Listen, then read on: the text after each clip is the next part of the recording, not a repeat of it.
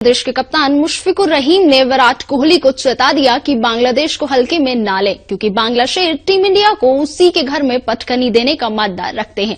अब मुशफिकुर के इस बयान का जवाब विराट कोहली मैदान पर किस तरह से देते हैं, ये देखना दिलचस्प होगा। तो भारतीय सरजमी पर आते ही मुशफिकुर रहीम ने जरूर चेतावनी दे दी है विराट कोहली को। तो इनके इस बयान को क्या समझा जाए, किस तरीके से अभी हाल फिलहाल में जिस तरीके का प्रदर्शन बांग्लादेश का रहा है उससे बांग्लादेश की टीम कॉन्फिडेंट है या फिर तैयारी पूरी है टीम इंडिया के खिलाफ? मुझे लगता है कि वो पूरी तरह से प्रिपेयर होके आए हैं और चूंकि 16 वर्षों के बाद भारत में उन्हें एक टेस्ट मैच खेलने का मौका मिला है, तो उस अपॉर्चुनिटी को भुनाने की वो पूरी कोशिश करेंगे। न्यूजीलैंड में तकरीबन 600 का स्कोर किया था बांग्लादेश ने। ये बताता है कि उनकी बैटिंग में अच्छी खासी डेप्थ है। 350 या 360 रन के आसपास फिफ्थ विकेट की पार्टनरशिप हुई थी शकीब अल हसन और मुशफिकुर रहमान के बीच, और इन दोनों की पार्टनरशिप ने 600 के आसपास का स्कोर खड़ा किया। टेस्ट मैच है, इनके पास अच्छा खासा मौका होगा विकेट पर टिक कर खेलने का, और अगर वो टिक करके खेलते हैं तो हैदराबाद में कुछ ऐसा बहुत खौफ नहीं है कि उनके बैट्समैन को परेशान होना पड़े। इन्होंने 4 पेसर्स अपनी टीम में शामिल किए हैं, इसके अलावा 3 स्पिनर्स हैं। हालांकि सब टीम में नहीं होंगे जिस समय 11 प्लेयर्स डिक्लेयर किए जाएंगे टेस्ट मैच के लिए, लेकिन इसके बावजूद एक बेहतर कॉम्बिनेशन है। और खासतौर से न्यूजीलैंड के खिलाफ जिस तरह का प्रदर्शन किया है टीम ने, वो अद्भुत है, लाजवाब है। लिटन जो कि इनके विकेटकीपर बैट्समैन है, उनकी टीम में वापसी हुई है। लिटन दास ने, अगर आप उनको देखें तो बीपीएल में अभी बहुत बड़ा स्कोर खड़ा किया है, डबल सेंचुरी मारी है, तो उनसे काफी उम्मीदें हैं। एक सॉलिड बैटिंग लाइनअप है और इसीलिए मुशफिकुर ने यह कहा है कि हम अपना बेस्ट देने की कोशिश करेंगे। उनसे यह भी कहा गया कि भाई ये हिस्टोरिकल सीरीज है, आप इसको किस तरह से देखते हैं। उन्होंने कहा कि नहीं, हम इसे हिस्टोरिकल नहीं मानते हैं, हम सिर्फ ये मानते हैं कि हम एक बेहतर अच्छी टीम के खिलाफ खेलने के लिए आए हैं। तो एक इंटरेस्टिंग बैटल कार्ड्स पर है।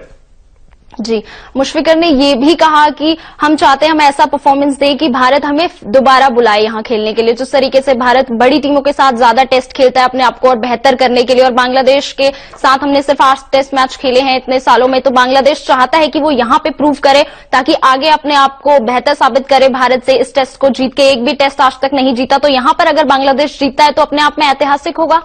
बिल्कुल, अगर जीतता है तो अभी हम उस बात की चर्चा शायद यहां पर बहुत मुनासिब ना हो, क्योंकि अभी बांग्लादेश के सामने यह है कि वो ये टेस्ट मैच खेले और बेहतर तरीके से खेले। वो उनके लिए कहीं ज्यादा जरूरी है, क्योंकि आप देखें बांग्लादेश की टीम को टेस्ट स्टेटस का दर्जा मेरे अच्छा खासा वक्त बीत चुका है, लेकिन उसके बावजूद वो अपनी पहचान एक टेस्ट नेशन के तौर पर नहीं बना सके। शॉर्टर वर्जन में बांग्लादेश का परफॉर्मेंस अच्छा रहा है। दुनिया की मजबूत से मजबूत टीमों को वो शिकस्त दे चुके हैं, चाहे वो T20 हो, चाहे वो ODI हो, लेकिन टेस्ट मैच में अभी भी जिम्बाब्वे या इस तरह के मुल्कों से वो बहुत ज्यादा आगे बढ़ नहीं पाए हैं।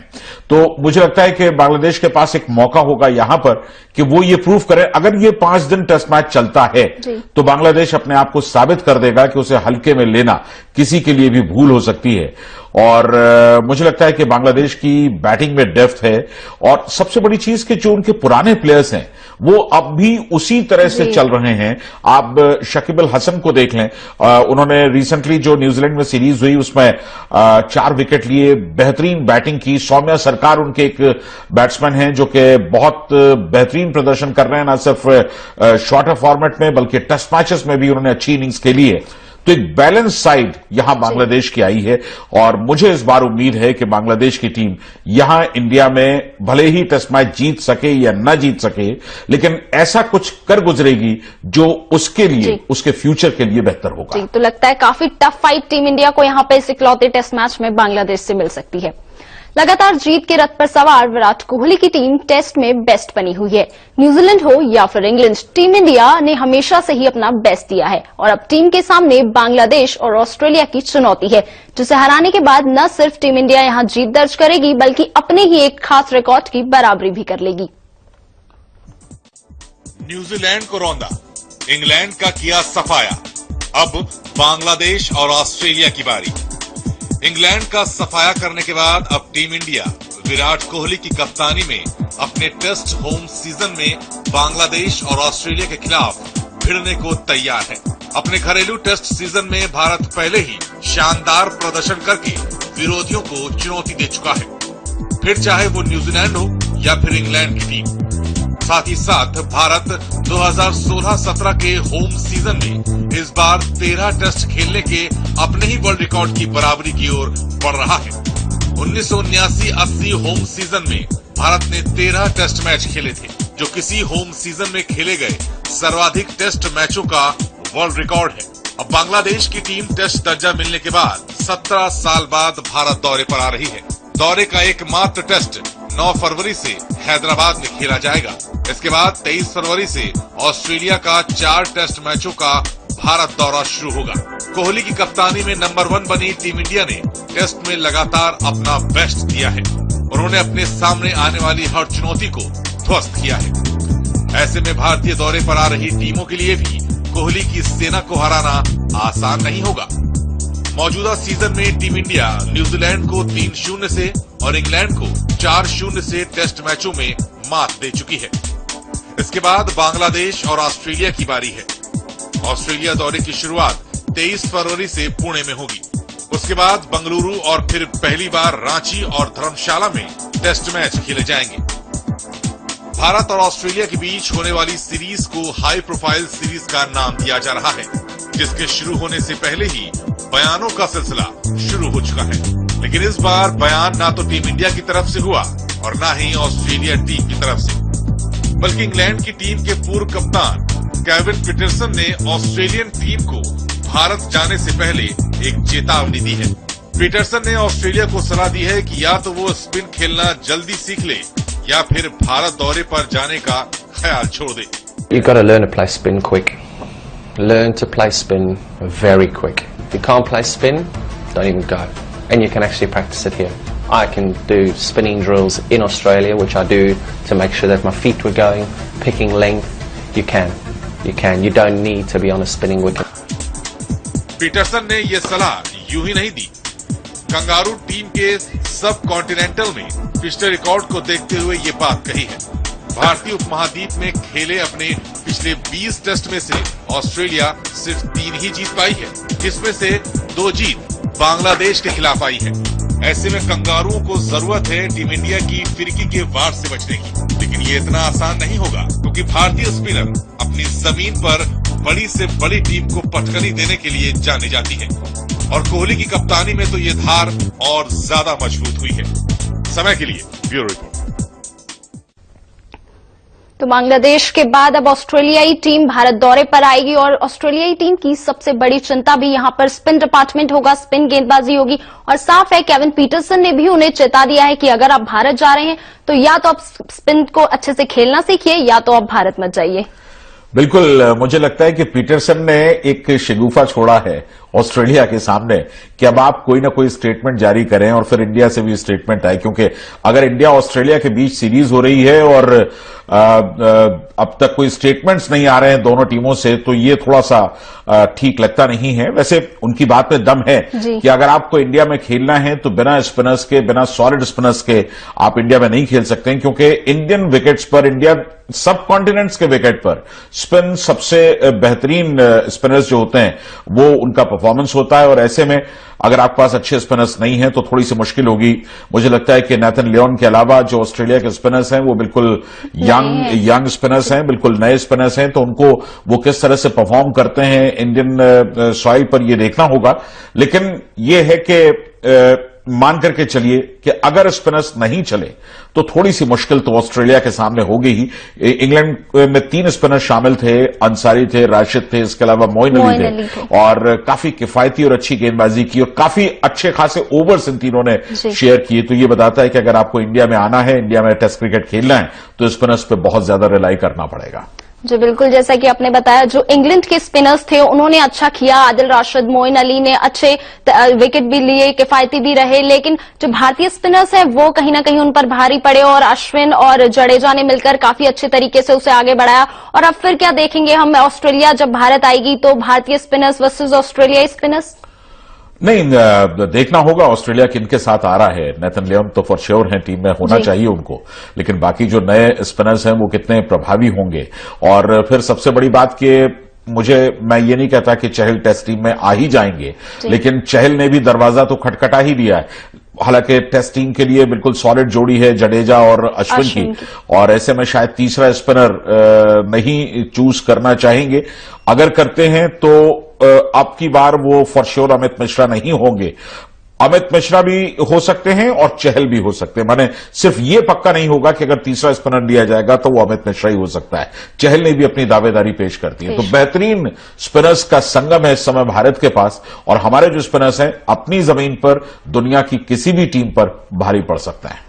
जी बिल्कुल, और ऑस्ट्रेलियाई टीम भी पूरी तैयारी के साथ भारत आएगी, क्योंकि जिस तरीके से वो आईसीसी की जो प्रैक्टिस पिच है दुबई में, वहां पे प्रैक्टिस कर रही है, जहां पे पाकिस्तान से सॉइल लगा के वो जो विकेट बनाई गई है वहां पे प्रैक्टिस कर रही है। तो सब कॉन्टिनेंट में किस तरीके से हालात होंगे और किस तरीके की स्पिन फ्रेंडली विकेट्स यहां पे होंगे, उसकी प्रैक्टिस ऑलरेडी ऑस्ट्रेलियाई टीम कर रही है।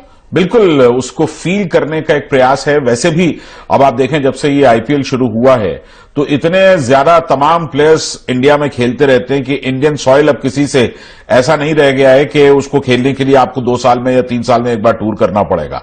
साल में कई टूर्स होते हैं और कई बार वो लोग खेलते रहते हैं, तो उसका अंदाजा तो हो गया है। लेकिन हां, जो नए स्पिनर्स हैं उनको तैयार करने में जो इन्होंने जो स्ट्रैटेजी की है उसका उन्हें फायदा मिल सकता है, क्योंकि वो पाकिस्तान से मिट्टी मंगवाई गई है। बिल्कुल सब कॉन्टिनेंट का जो विकेट है उसी तरह से ढालने का प्रयास किया गया है, और उस पर ज्यादा से ज्यादा वो अभ्यास करेंगे तो उसका फायदा उन्हें मिल सकता है। जी बिल्कुल, और भारतीय टीम की भी हम बात कर लें, जिस तरीके से एक ही सीजन में 13 टेस्ट मैच खेलने के अपने ही रिकॉर्ड की टीम इंडिया बराबरी करेगी, तो काफी लंबा सीजन हो जाएगा ये लगातार 13 टेस्ट मैचेस, क्योंकि इसके बाद ये ऑस्ट्रेलिया के खिलाफ सीरीज खत्म होते ही आपको आईपीएल में उतरना है, फिर आपको चैंपियंस ट्रॉफी है।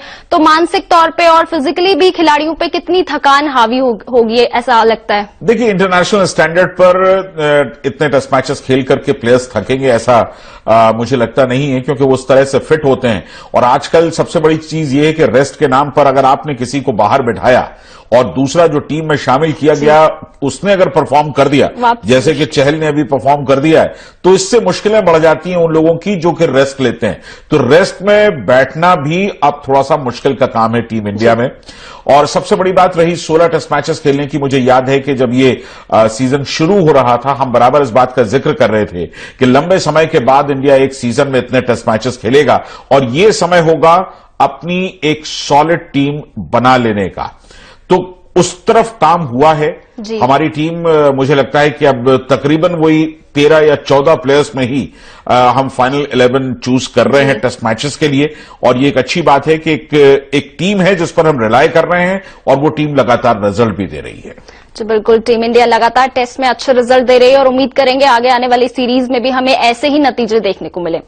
पीटरसन ने ऑस्ट्रेलियाई टीम को ये जो सलाह है यूं ही नहीं दी। वो जानते हैं कि भारतीय जमीन पर इंडियन स्पिनर कितने खतरनाक होते हैं। बिल्कुल, और भारतीय टीम की भी हम बात कर लें, जिस तरीके से एक ही सीजन में 13 टेस्ट मैच खेलने के अपने ही रिकॉर्ड की टीम इंडिया बराबरी करेगी, तो काफी लंबा सीजन हो जाएगा ये लगातार 13 टेस्ट मैचेस, क्योंकि इसके बाद ये ऑस्ट्रेलिया के खिलाफ सीरीज खत्म होते ही आपको आईपीएल में उतरना है, फिर आपको चैंपियंस ट्रॉफी है।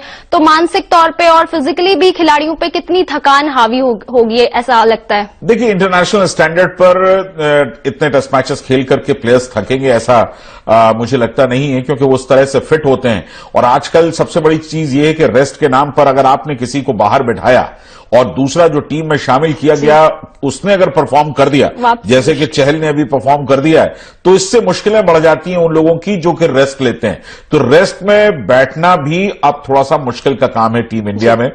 और सबसे बड़ी बात रही 16 टेस्ट मैचेस खेलने की। मुझे याद है कि जब ये सीजन शुरू हो रहा था, हम बराबर इस बात का जिक्र कर रहे थे कि लंबे समय के बाद इंडिया एक सीजन में इतने टेस्ट मैचेस खेलेगा, और ये समय होगा अपनी एक सॉलिड टीम बना लेने का। तो उस तरफ काम हुआ है।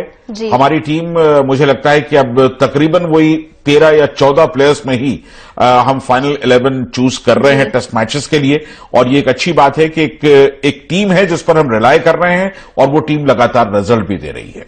जी बिल्कुल, टीम इंडिया लगातार टेस्ट में अच्छे रिजल्ट दे रही है, और उम्मीद करेंगे आगे आने वाली सीरीज में भी हमें ऐसे ही नतीजे देखने को मिले। पीटरसन ने ऑस्ट्रेलियाई टीम को ये जो सलाह है यूं ही नहीं दी। वो जानते हैं कि भारतीय जमीन पर इंडियन स्पिनर कितने खतरनाक होते हैं। भारत ने एशियाई धरती पर पिछले 2 साल में 5 टेस्ट सीरीज खेली हैं। इस दौरान भारत ने Bangladesh, Sri Lanka, south Africa, New Zealand और इंग्लैंड के खिलाफ 16 टेस्ट मैच खेले हैं। इन 16 टेस्ट मैचों में भारतीय स्पिनर्स ने जोरदार गेंदबाजी करते हुए 200 से ज्यादा विकेट अपने नाम किए। सिर्फ यही वजह नहीं है कि पीटरसन ने ऑस्ट्रेलियाई टीम को चेतावनी दी है। पीटरसन ने अभी हाल ही में खत्म हुई इंग्लैंड के भारत दौरे पर देखा कि किस तरह भारतीय स्पिनर्स ने इंग्लिश बल्लेबाजों को ढेर किया। 4-0 से हारने वाली इंग्लैंड की टीम 68 विकेट तो सिर्फ भारतीय स्पिनर्स ने ही चटकाए थे, जिसमें से सबसे ज्यादा विकेट आर अश्विन ने लिए। अश्विन ने 28 विकेट चटकाए थे। रविंद्र जडेजा को 26 विकेट मिले, जबकि 9 विकेट जयंत यादव ने लिए और 5 विकेट अमित मिश्रा ने अपने नाम किए थे। दूसरी ओर इंग्लैंड के आदिल राशिद, जफर अंसारी और मोइन अली ने भी भारतीय बल्लेबाजों को खूब परेशान किया था। रशीद ने टेस्ट सीरीज में 23 विकेट अपने नाम किए थे, तो वहीं मोइन अली ने 10 विकेट और जफर अंसारी ने 3 विकेट हासिल किए थे।